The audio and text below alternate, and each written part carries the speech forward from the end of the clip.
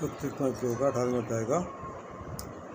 अधर्म को धर्म ज्ञान करने में एवं अर्थ समूह के विपरीत अर्थ के ज्ञान से जो मोह में आवृत वृत्ति कार्य करती है उसे तामसिक वृत्ति जानो। गत्यामया धार्यते मन प्रांतीय क्रिया योगेना व्यभिचारिण्या वृत्ति सा पास सात्विकी। ये पास जो गति अव्यभिचारी योग द्वारा मन प्राण इंद्रियों और इंद्रियों की क्रियाओं को नियंत्रित करती है वह गति सात्विकी है। ऐसी वृत्ति जो इंद्रियों को कंट्रोल में करती है वो वृत्ति जो है सात्विक वृत्ति है, सात्विक गति है, सात्विक वृत्ति है। या तू धर्म कामार्थान गत्या धारते अर्जुन संगीन फलाकांक्षी कृता सा पास राशि। जो वृत्ति फलाकांक्षा के साथ धर्म अर्थ काम मोह काम को धारण करती है वह राशि है। फलाकांक्षा के साथ में धर्म अर्थ और काम की वृत्ति जो होती है वो राशि होती है।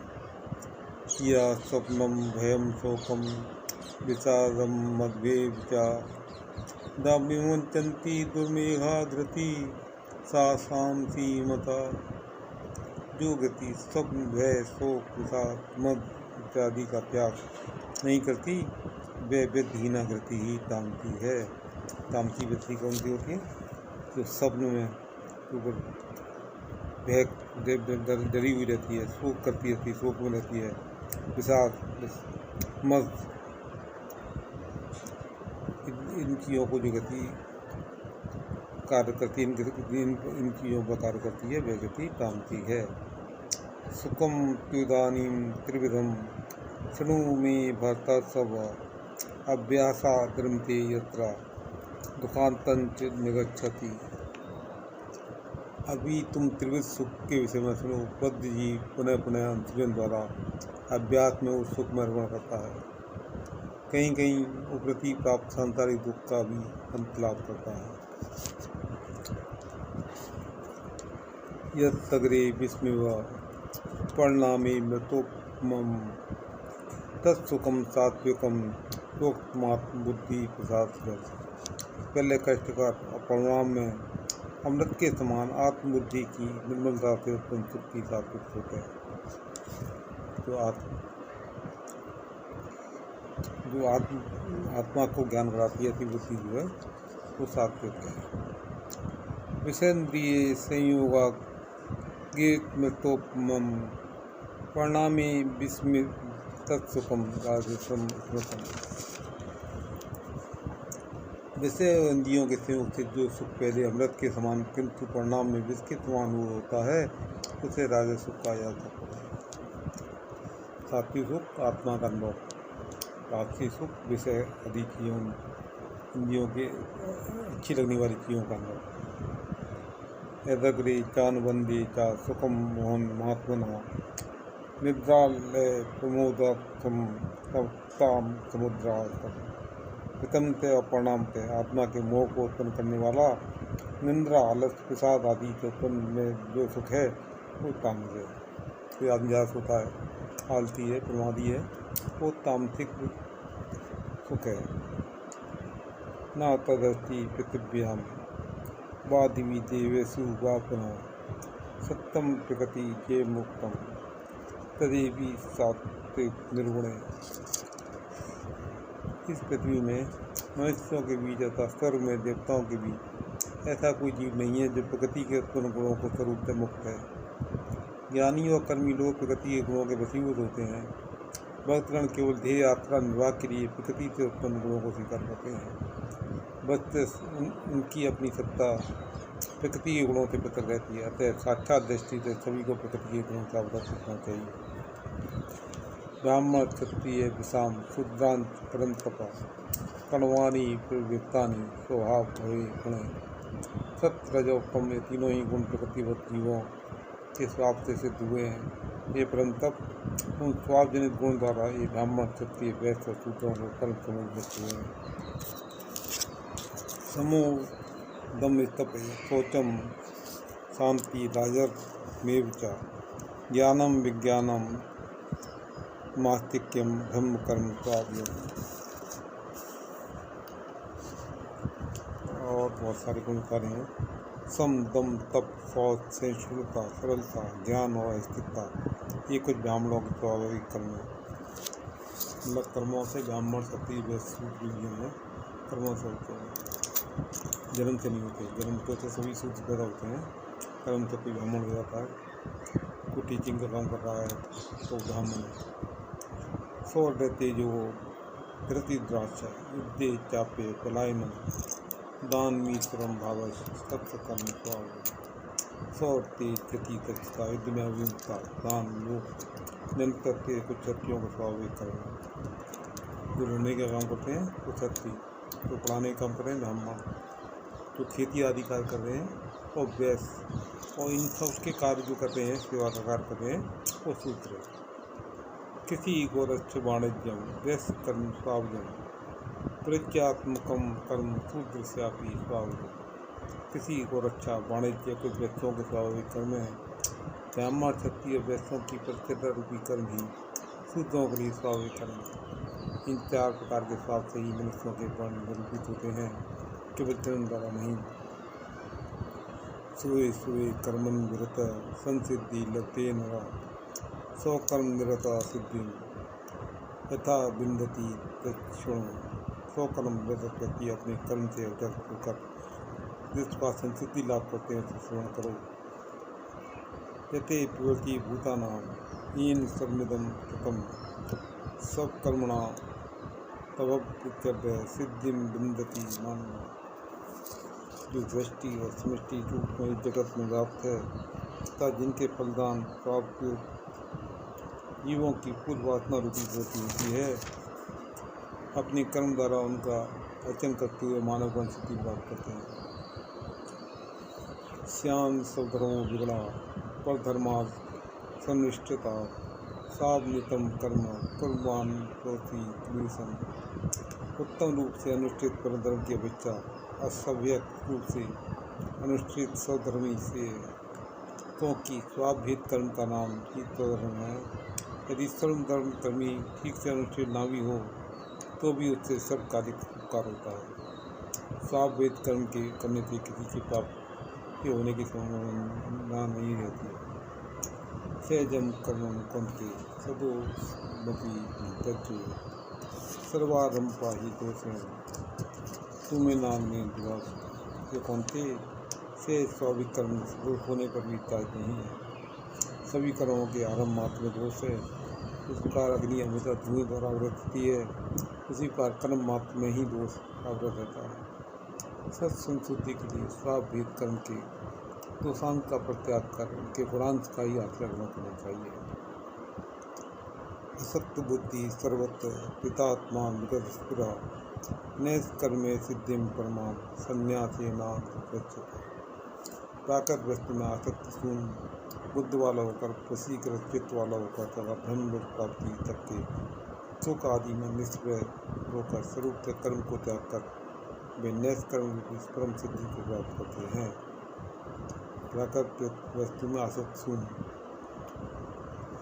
वशी वाला चित्त होकर तथा ब्रह्मलोक प्राप्ति तक के सुख आदि से निष्प्रय होकर स्वरूप से कर्म को त्याग कर फिर नैष्कर्म की परम सिद्धि को प्राप्त करते हैं।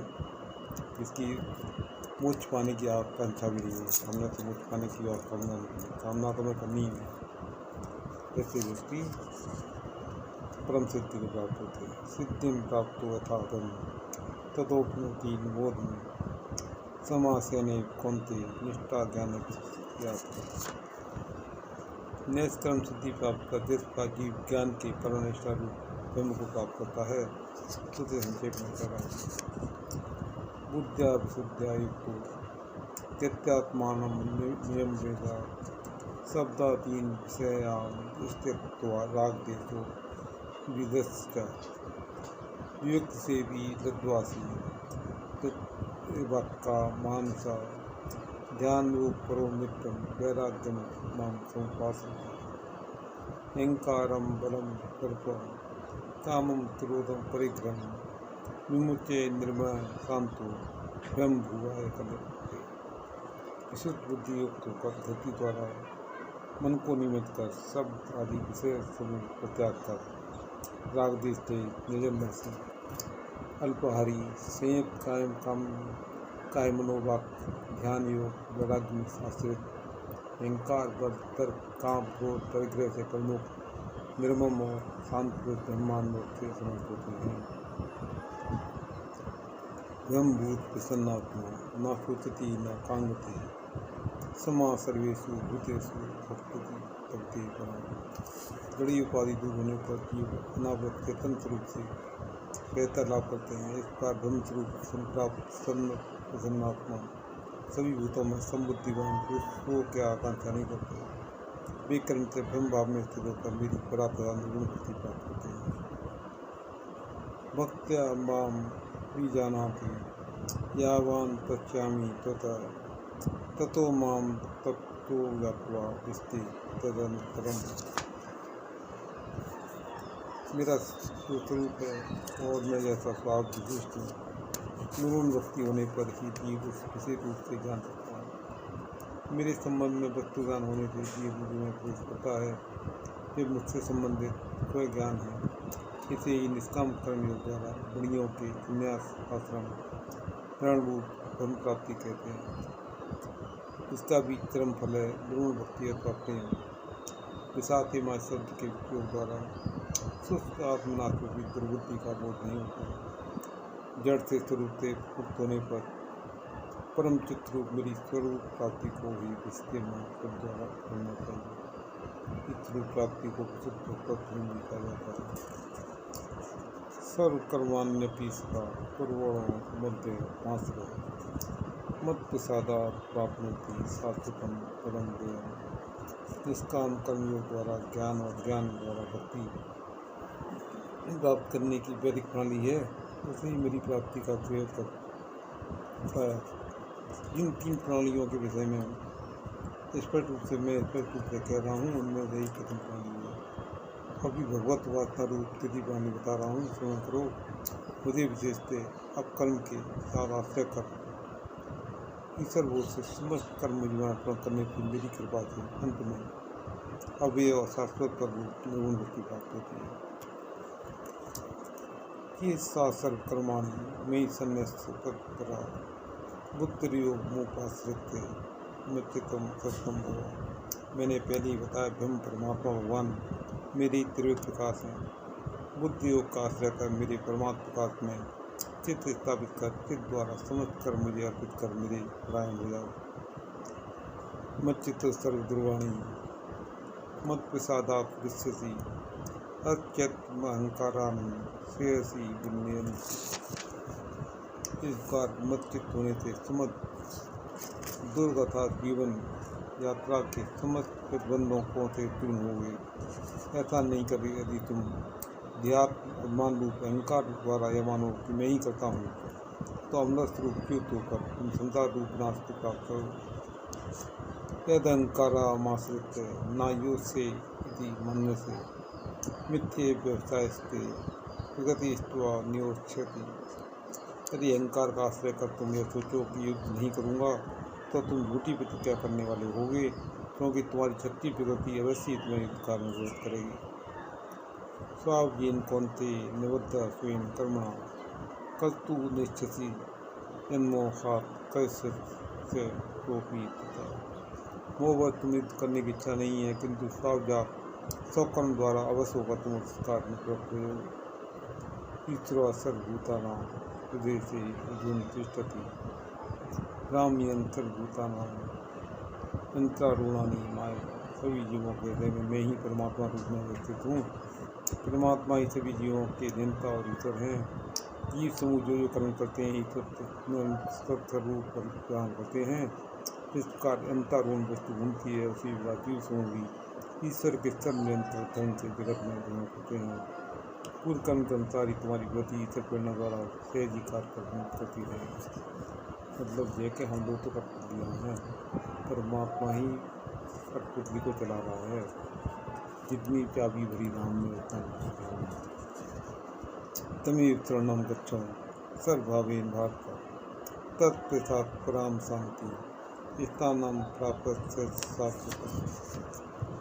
ये भारत सभी प्रकार की इन ईश्वर के शरण में जाओ, उनकी कृपा से परम शांति और नित्य दान प्राप्त करो। चित्ते ज्ञान माख्यातम भुआत भूतरम मया विनमत से शेषेणे यथेच्छ यथार्थ। इससे पहले जो ब्रह्म ज्ञान को बताया वह भू है, अभी जिस परमात्मा ज्ञान को बताया वह भूतर है, और संपूर्ण रूप से विचार तुम्हारी जो इच्छा हो वही करो। तात्पर्य है कि यदि निष्काम कर्मयोग द्वारा ज्ञान का आश्रय कर ब्रह्म एवं कर्मानुसार मेरी निर्गुण भक्ति प्राप्त करने की वासना करो तो निष्काम कर्म रूपी युद्ध करो, और यदि परमात्मा के शरणागत हो तो ईश्वर प्रेरित अपने सच्ची स्वभाव से उत्पन्न वृत्ति के साथ ईश्वर को कर्म का अर्पण करते हुए युद्ध करो। तभी मेरे अवतार रूप ईश्वर तुमसे तुम्हें निर्गुण भक्ति प्रदान करेंगे। जैसा अभी सिद्धांत क्यों न हो, युद्ध ही तुम्हारे लिए श्रेय है। सर्वगुहितम भूय शृणु मे परमम वचा इष्टोसी में जन्मति ततो गच्छामि ते तम। तुम्हें घय ब्रह्म ज्ञान घयतर ईश्वर ज्ञान था,